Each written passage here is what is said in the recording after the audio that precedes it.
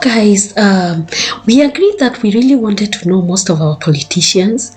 I mean, most of the people that we see them as politicians and also potential leaders that we could think about maybe tomorrow as our leaders. So today I want us to talk about Maina Njenga, the birth of Mungiki, and exactly how he evolved to be what he is today, and what probably we are looking forward to seeing him as in future. So guys, Maina Njenga founded Mungiki in the late 1980s and is particularly drew his inspiration from traditional Kikuyu culture. That was definitely had something to do with the Mau Mau resistance movement and some sort of religious overtones underneath it. So Mungiki initially was just like a traditional type of it was a group that was supposed to strengthen the traditional values of the Kikuyu people. So what we know or what we remember it today of is basically something different. So initially, Mungiki emerged as a grassroots movement promoting cultural and economic solidarity among disenfranchised youth, and that is the youth of the Mount Kenya region, particularly the Kikuyu people. And it sought to address the alienation of many young men from mainstream society, particularly in central part of Kenya. So the group emphasized on traditional Kikuyu rights, unity, self-reliance. It was like beautiful when it started. So by the time it reached 1990s, Mungiki had already evolved from a cultural group to a more organized sect. And it was espoused around very radical ideologies that often included the rejection of westernization. That meant that they were not into too much of being westernized, I mean, adopting the cultures that are from the Western world, given their very important role, given the important role of the Mount Kenya region in the freedom of Kenya or the independence of the country. So it provided services such as security. It mainly sought to solve issues around land distribution, appealing to communities in informal settlements and rural areas, to be specific. So some of its activities, however, changed over time, and it led to what we would say extortion of people. It led to some sort of forced like stealing of people's things. Like, let's say they would take things from people by force, and it actually evolved because it was validated at some point under the rule of Moi. So during Daniel Arap Moi's presidency, the Mungiki sect found a political lifeline. So it evolved from being that traditional sect that we have spoken about to something that we would say is now, it became particularly a political sort of movement.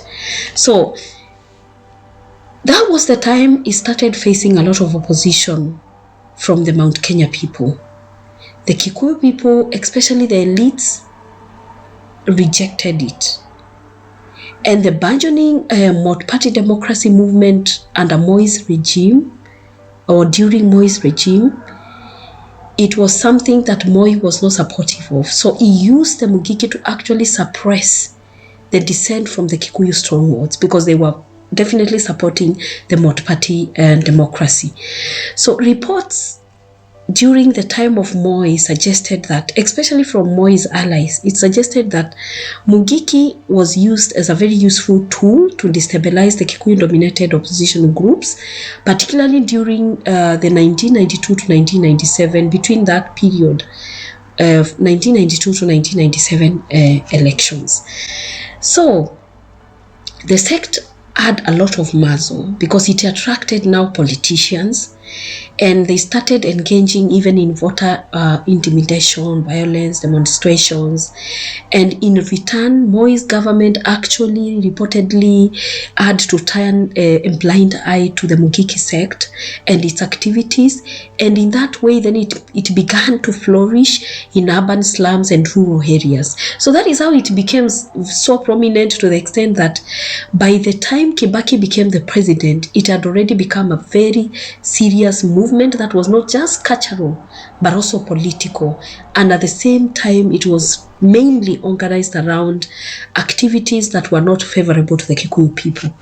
So guys, when Kibaki came into power, he started to crack down the Mungiki sect. And that was when he came into power in 2002. So his administration was not tolerant of that sect. They really distanced it. I mean, the government distanced itself from its activities. But Mungiki became it continued to become so involved in activities that were not good. He started to do extortion, kidnappings, gruesome deletions of people. So the Kibaki government really that was the biggest motivation that motivated Kibaki administration to really rain on them and crack them down. So between 2003 and 2008, the security forces were basically forced to make sure that any person that was of Mungiki sect was dealt with, and most of them were deleted anyways. So the operations drew a lot of criticism from human rights organizations, but it underscored the state's resolve. This really was a very important aspect in Kibaki's government, because he really wanted his government to be stable. So he was committed to really dismantle the Mungiki group. So during that time, it was under the leadership of Maina Njenga. And so Maina Njenga at some point had to get baptized. He was jailed, then released, and it has been alleged over time that it's because he had very serious or important information that he held about politicians. So that is why he couldn't stay in jail for long. So he was released. And so when he was released, he went and met Margaret Wanjiru, and Margaret Wanjiru baptized him, and now he became saved and he became an apostle. That is how he transformed. But that does not mean that people forgot about Maina Njenga.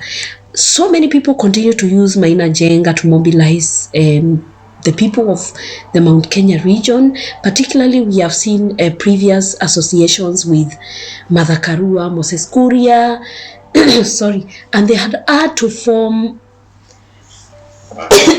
sorry guys, they had to form an alliance at some point, to help them mobilize the youth, especially during the campaign period.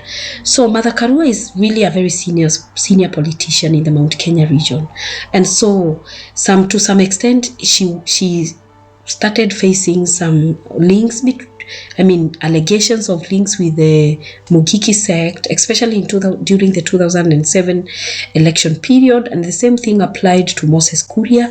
But over time, anyways, we've seen that Maina Njenga has worked with politicians across the board, Raila Amolo Odinga being one of them, Uhuru Kenyatta being another, and they've really formed alliances with him.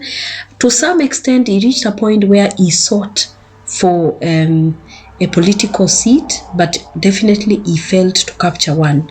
We've seen him over the years becoming a very prominent person, outspoken, still mobilizing people, singing those traditional songs. And we saw, for example, this year that he was able to mobilize people so that they could celebrate Uhuru Kenyatta's birthday. So this is something that a lot of people cannot really forget about Maina Njenga.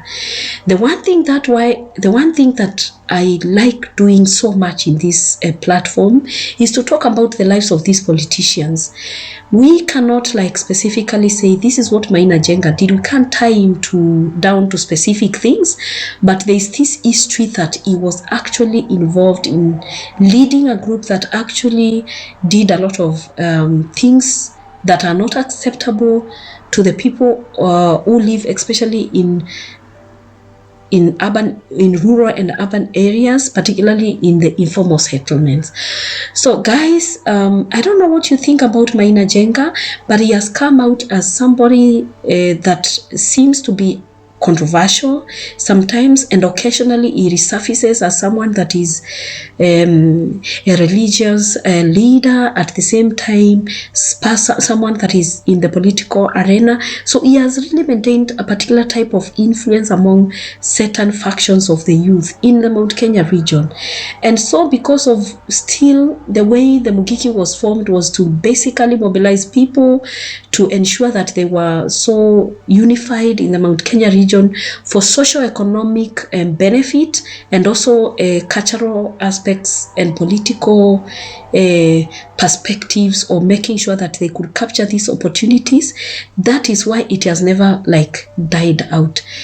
I cannot say like generally those groups or people still do their activities, but definitely we still have some of the people that we keep seeing over time. So like, to be very clear, I don't have information that says that Mungiki still exists, but it was a sect that existed, that did both good and very bad things. And we know the leader as being Maina Njenga.